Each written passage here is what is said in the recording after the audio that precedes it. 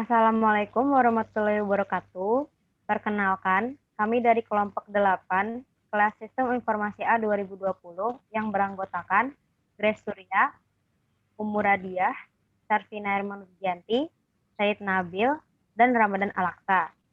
Dibuatnya video ini dalam tujuan untuk memenuhi tugas dari Ibu Dina selaku dosen mata kuliah Database Management System. Next.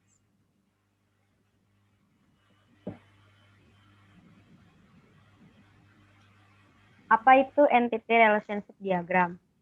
Entity Relationship Diagram atau ERD merupakan teknik yang digunakan untuk memodelkan kebutuhan data dari suatu organisasi, biasanya oleh sistem analis dalam tahap analisis persyaratan proyek pengembangan sistem. Sementara seolah-olah teknik diagram atau alat peraga memberikan dasar untuk desain database relasional yang mendasari sistem informasi yang dikembangkan. ERD bersama-sama dengan detail pendukung merupakan model data yang pada gilirannya digunakan sebagai spesifikasi untuk database. Materi selanjutnya akan dibacakan oleh Alaksa.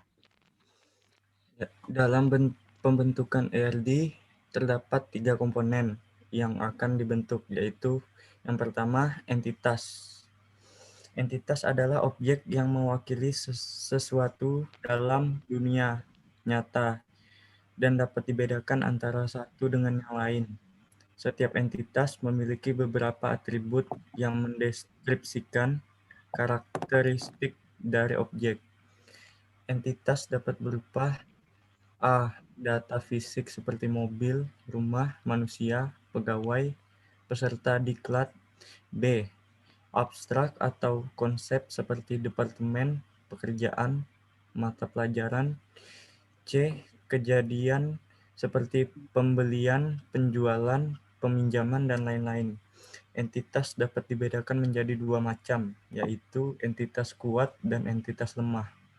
Entitas lemah adalah yang keberadaannya tergantung pada entitas yang lain, sedangkan entitas kuat adalah entitas yang eksistensinya tidak bergantung pada entitas lain, sedangkan entitas kuat adalah entitas yang keberadaannya tidak bergantung pada keberadaan entitas lain manapun dalam skema. 2. Hubungan relasi atau relationship.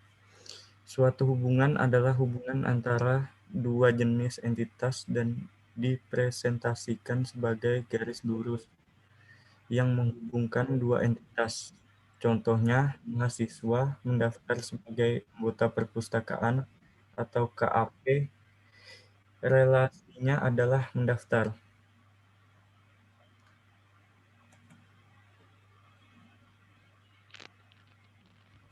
Materi berikutnya tentang atribut akan dibacakan oleh Umur Radiah. 3. Atribut. Atribut merupakan karakteristik dari entitas atau relationship yang menyediakan penjelasan detail tentang entitas atau relationship. Dalam penerapannya level fisik, atribut merupakan field atau kolom dari sebuah tabel. Berdasarkan karakteristik atau sifatnya, atribut dapat dikelompokkan menjadi 5. Yang pertama, simple attribute atau atomic attribute adalah atribut kecil yang tidak dapat dibagi-bagi lagi menjadi atribut yang lebih kecil. Yang kedua, ada composite attribute adalah atribut yang dapat dibagi menjadi atribut yang lebih kecil. Atribut ini dapat diartikan atribut atomik yang menggambarkan atribut dasar dengan suatu arti tertentu. Yang ketiga ada single value attribute, adalah suatu atribut yang hanya mempunyai satu nilai. Yang keempat ada multi value attribute, adalah atribut yang dapat memiliki lebih dari satu nilai yang jenisnya sama dari sebuah data tunggal. Yang kelima ada derivative attribute atau atribut turunan, adalah atribut yang nilai-nilainya diperoleh dari pengolahan atau dapat diturunkan dari atribut atau tabel yang lain berhubungan. Next.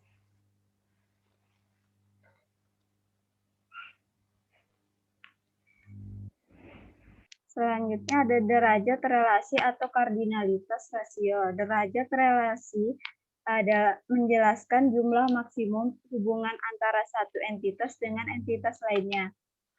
Kardinalitas rasio dapat dibedakan menjadi 3. Yang pertama ada one-to-one. Setiap anggota entitas A hanya boleh berhubungan dengan satu anggota entitas B. Begitu pula sebaliknya. Yang kedua ada one-to-many. Setiap anggota entitas A dapat berhubungan dengan lebih dari satu anggota entitas B, tetapi tidak sebaliknya. Yang ketiga ada money-to-money. Setiap entitas A dapat berhubungan dengan banyak entitas himpunan entitas B, dan demikian pula sebaliknya. Lalu ada simbol-simbol untuk membuat diagram IRD. Ada entity, with entity, relationship, identification, relationship, ada atribut, atribut primary key, atribut multivalue, atribut komposit, dan atribut derivatif. Kemudian materi tentang proses bisnis akan dibacakan oleh Said Nabil. Proses bisnis yang terdapat dalam bank adalah menghimpun dan menyalurkan dana masyarakat. Kegiatan menghimpun dapat berupa giro, deposit, dan lain-lain. Sedangkan menyalurkan dapat berupa pemberian jaminan atau penempatan investasi, surat berharga, dan lain-lain, yang dilakukan berdasarkan suatu perjanjian. Pertama, pihak bank akan menawarkan berbagai produk menarik kepada calon nasabah, serta memberikan kemudahan dalam menyimpan dana bank untuk meningkatkan jumlah nasabah. Setelah nasabah bertambah, mereka akan melakukan interaksi kepada CS dengan memberikan dokumen lengkap yang dibutuhkan dan mendaftarkan kartu kredit atau tabungan mereka. Para nasabah bank akan terdaftar dalam database bank, tempat mereka membuka rekening. Database akan terhubung satu sama lain antara cabang daerah dan cabang pusat untuk pendataan jumlah nasabah bank tersebut. Materi selanjutnya akan dibacakan oleh Grace Surya.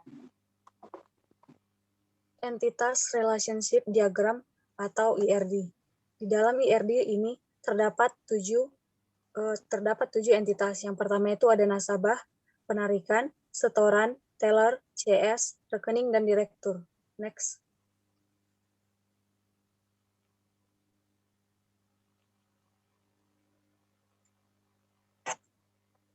Penjelasan IRD Bank. Dalam IRD terdapat 7 entitas yang terdiri dari 1 entitas lemah dan 6 entitas kuat.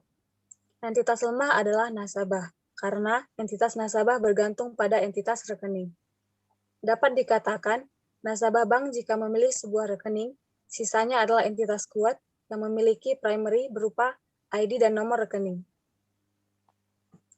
ID teller, ID CS, ID direktur, dan nomor rekening adalah sebuah atribut primary key, sisanya adalah atribut deskriptif.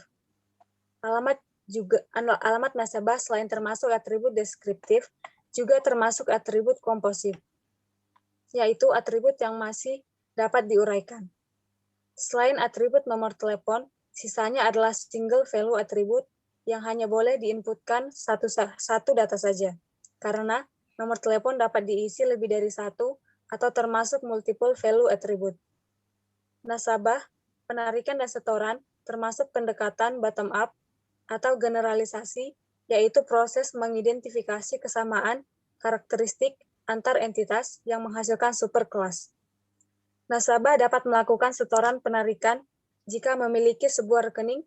Untuk memiliki sebuah rekening harus mendaftar terlebih dahulu kepada CS, lalu CS akan melapor kepada direktur. Jika sudah memiliki rekening, dapat melakukan penarikan dan setoran yang ditangani oleh teller. Nasabah dapat melakukan penyetoran, penarikan, dan membuat rekening berulang kali. CS dan teller dapat mendaftarkan dan menangani penyetoran beserta penarikan berulang kali pula. Sekian presentasi dari kelompok kami, yaitu kelompok 8. Apabila ada kesalahan kata, mohon dimaafkan. Wassalamualaikum warahmatullahi wabarakatuh.